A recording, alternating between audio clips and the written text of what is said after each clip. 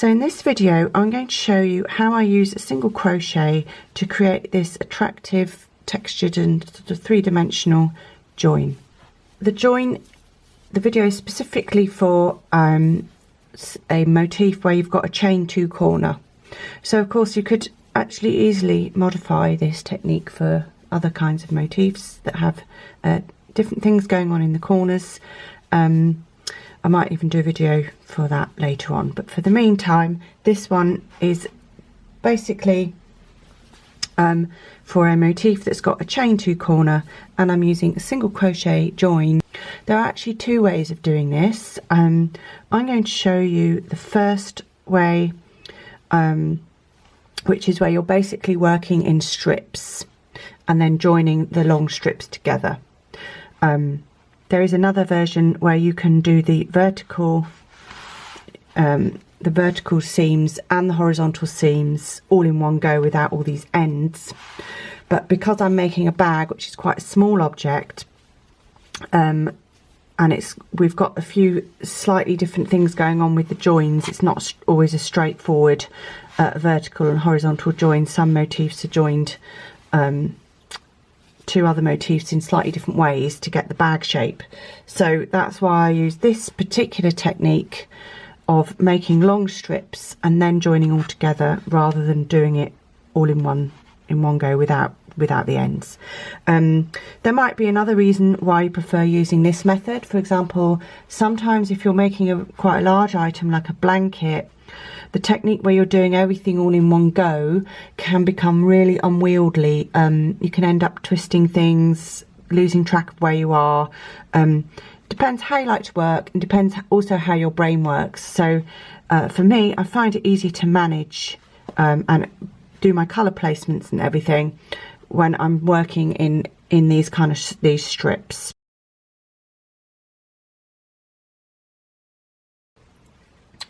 So I'm actually going to use this yellow colour to join, and I'm using the same size hook. So what you want to do is you are joining on the right side. So that means as you join your pieces, they must be wrong sides together as you crochet the two edges together. So I would recommend getting some stitch markers or something like that, because if you haven't put a single crochet border on and you're working just into the chains, you need to think about an invisible dotted line up the center of this chain two space. So you've got a chain two there, so this chain on the left belongs to this side and this chain on the right belongs to this side, and we are actually always going to be working into each of the chains as if it was a stitch. So to make your life a bit easier, if you like, you can match up these chains. So this is the second chain on this side, and on this side that is that first chain on that side. So basically I've used up one chain of the chain two, so that there's one chain left on this side and one chain on that side, so it all matches up nicely. And then for this side here, it's the first chain, and from the wrong side, it's difficult to tell the chains from the wrong side, so kind of tilt it forward a bit so I can see I might have thought it was that one, but that's obviously the top of the double crochet from the last stitch.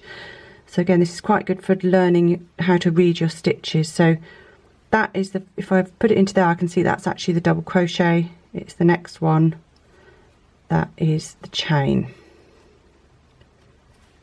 like that. So this is the first section that I'm going to join. So all I'm doing is I'm just doing single crochets. So I'm going into that first chain. Remember, we're always treating chains as if they're a stitch. Front loop, back loop, and the back ridge is at the back. I'm matching it up, front loop, back loop, with that other chain. So one of my chains was a lot tighter, if you noticed, and then join the yarn. So you can do this however you like, but as you know, I like to hold the tail end firmly at the back while I pull through a loop. So I'm pulling through both of those chains, chain 1, and then I'm going to single crochet back into that exact same spot. And now this is a nice easy bit. I'm literally just going to match up stitch for stitch this double crochet, matching it up with that one at the back, and I'm just single crocheting. So you might want to do this with a relatively tight gauge, obviously not too tight because it will pucker the work, but the sort of tighter you do it, the neater it would be.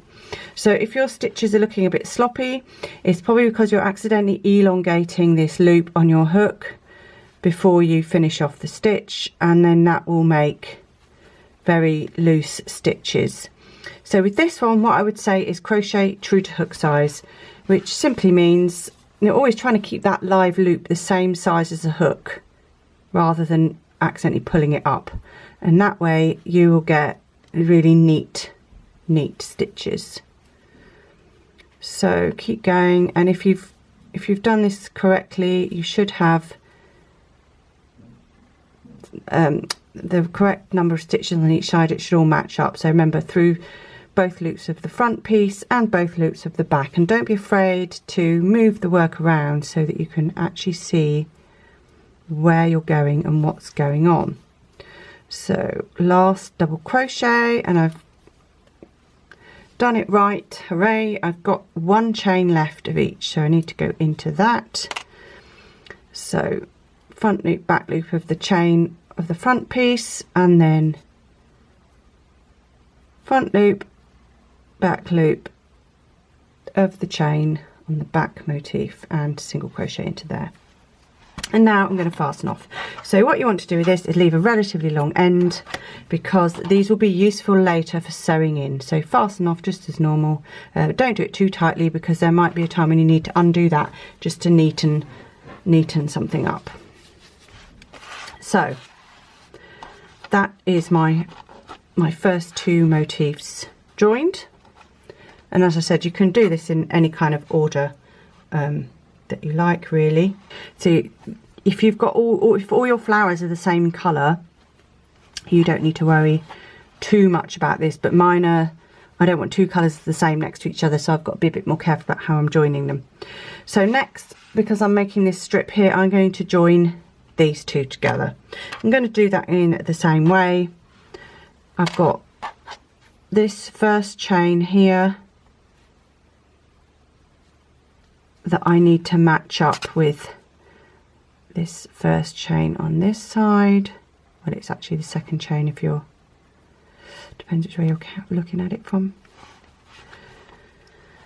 So that's matched, and then this chain here, and this chain here, and then I'm going to join these with a single crochet 2. First chain, front loop. Remember, you can use a smaller hook just for this one part if you find that your chains are a bit tight. Just remember to switch hooks. So attaching the yarn, so I'm going to leave a longish tail again because I might need that for sewing later. Pull up a loop, chain 1, and single crochet into the same spot. And again, now I'm just matching both loops of the front motif, both loops of the back motif, and just doing the single crochets.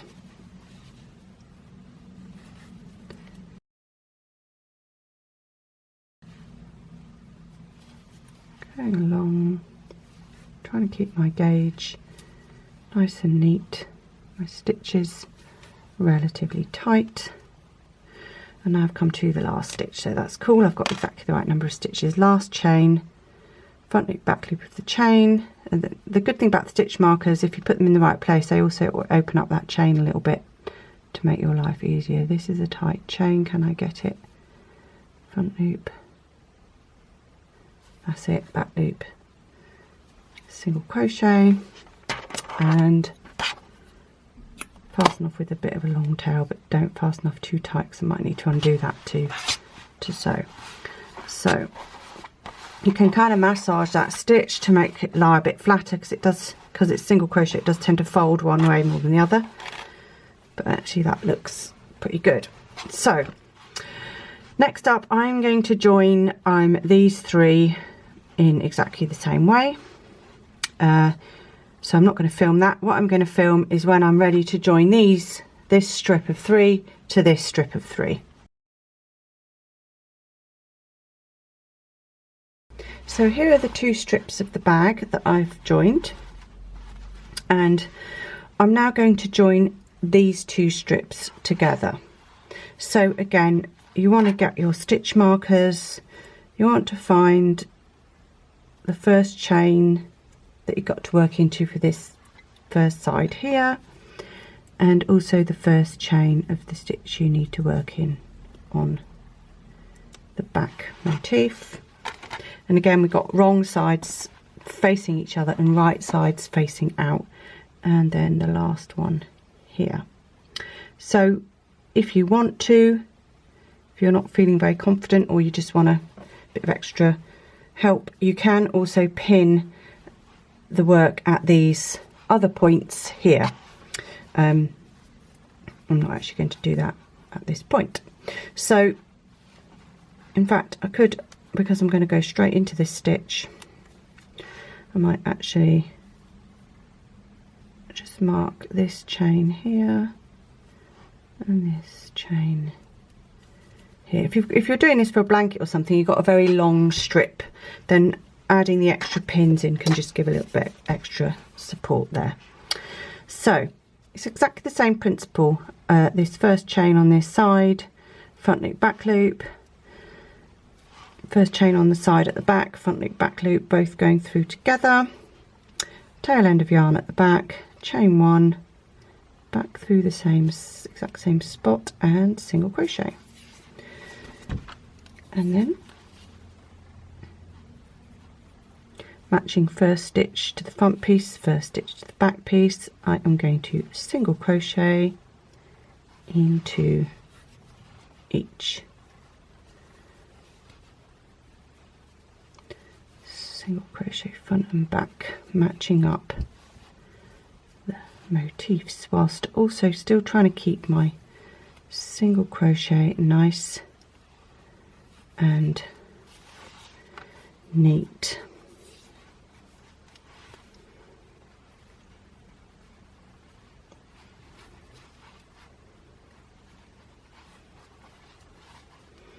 Hopefully yeah, all my stitches are matching nicely. Front and back, front and back. And now I've got this chain, the last chain to go into. Oof, that one's a bit tight, it's got a slip stitch in it. This back one is here, and that's also a little bit tight. Sometimes it is worth getting your other hook, smaller hook.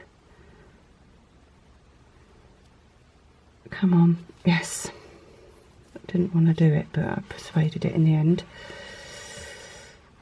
Wiggle the hook. These always need a bit of wiggling. Right, so now I'm at the point where there's an intersection of these, where I've joined these 2.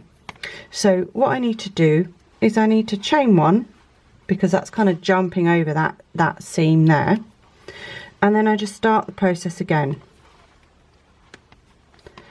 First chain of this next motif, first chain of the back motif, and single crochet, and keep matching them up as I go. So you might be thinking, well, that doesn't look very good, does it? It's a right old mess because there's a big hole there. Don't worry, I will show you in a minute how we can fix that. For the minute, we're just going to carry on matching up till we get to this next intersection of seams, where we will do the same thing. Keep going, matching up front and back. Make sure you're going through the right part of the stitch. Front and back, front and back. Tuck that out of the way. Next one is the first is a chain. It's actually here and it's incredibly squished up, so I'm not sure if this hook is gonna, oh yes, that one. And here's the chain of the back. And don't be afraid to quickly switch to a smaller hook. Like for this, probably a 2.5 might really help. The only thing is, once you've pulled it through like that, make sure you take all the loops off the hook and switch back to the bigger hook. Right, again, I'm coming up to this next intersection here where we've already done these two joins. So what I need to do is a chain one, jump over all of that and just find this first chain of this motif. Again, these chains are quite tight. First chain of this back bit. Hook needs a bit of persuasion, single crochet, and whoop, match, match, match, front and back, keeping my stitches nice and neat, nice and tight, but not too tight. Front and back, front and back. Almost there.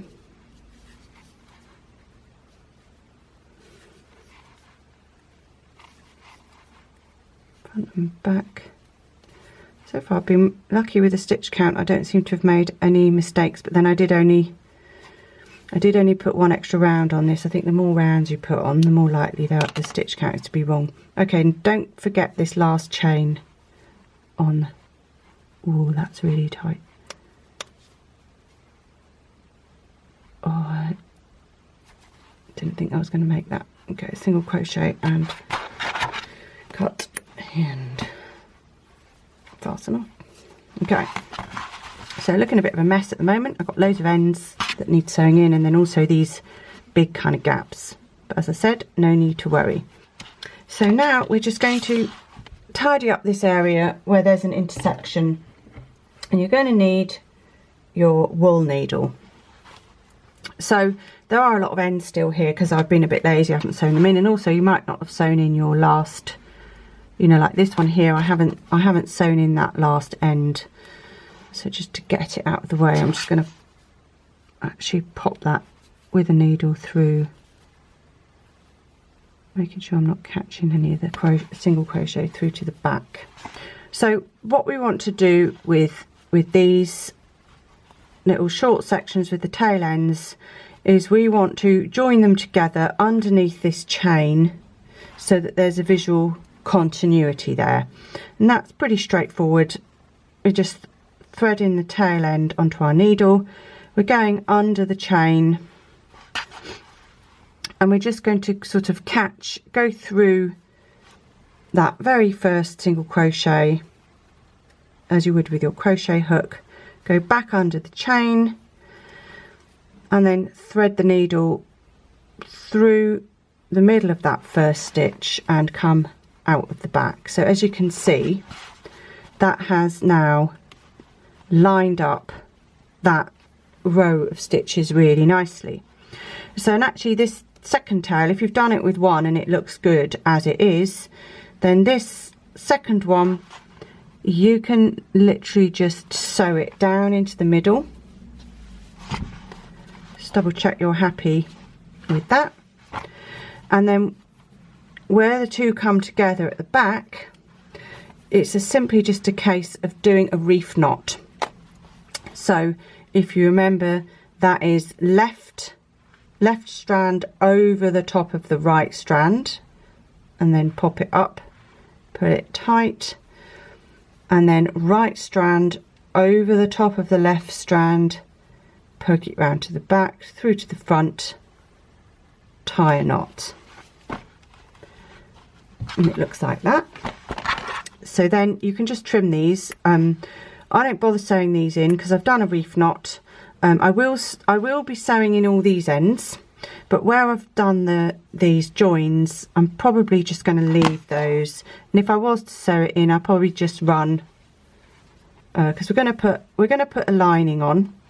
So you don't really want to leave any ends, because ends do have a nasty habit of wiggling their way out through to the front of the work. So, you know, maybe I'll change my mind. I should set a good example and sew in those ends. I'm just going to run them through the single crochet and then just check that everything is looking good, and I'm actually really happy with how that's looking. And I'm going to do the same for this bit here. So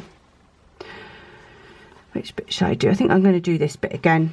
So I think the end where you finished off rather than the start is probably a better point. So you can tell the difference, because the bit where you finished off has got a little knot, and where you've started the round, the tail end is probably coming out from the bottom.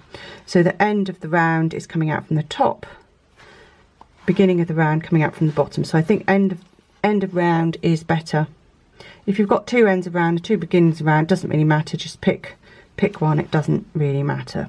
So here, this one is going under the chain, through this first stitch, the same way your crochet hook would go back under the chain. This is a bit like making doing a sewing bind off, really. You're making a mock stitch or a mock chain, so to speak. And now where this strand is coming out of this last stitch, I'm just going to go down through there and through to the back of the work. Pretty nice. This tail end here, I'm going to poke that through so that it will end up more or less in the same spot as that end the other end I've just sewn. That's quite good. They've ended up like that. And again,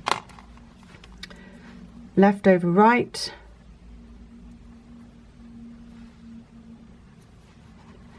and right over left. Just don't make the knot too tight, because you'll distort what you've done on the right side. You just want it nice and secure. So there we go, that's looking really nice.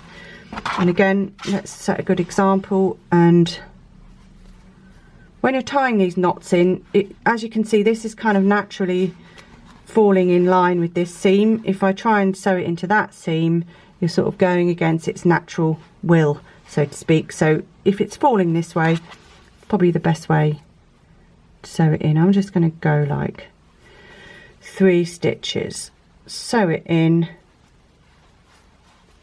3 stitches this way. And obviously I always leave quite short tails. These tails are pretty long for me. You can obviously leave them longer than that. And then cut without cutting your work. And then at this point I might actually spend a little bit of time sewing all these ends in. Now these ends, where you've got a knot like this at the end of a row, I think that one I need to sew down to that side of the seam, just so that it kind of disappears. Like that, you see, that's gone. This one here, I'm going to sew that one down as well.